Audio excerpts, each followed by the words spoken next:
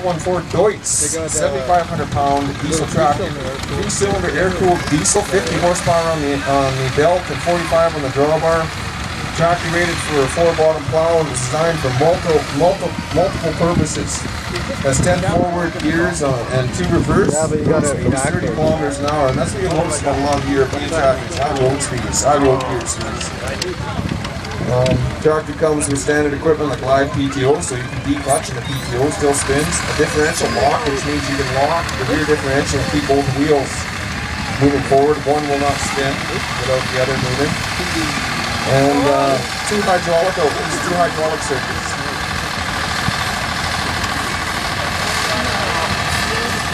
The Deutz, owned by the Merkel boys at a Farmington, BC. Front end, come on, pop up.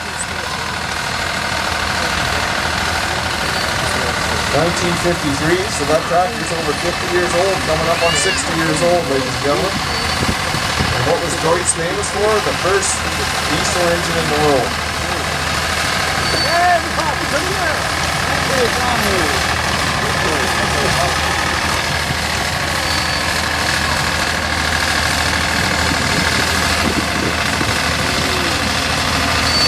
Hey, you're making behind me, come on!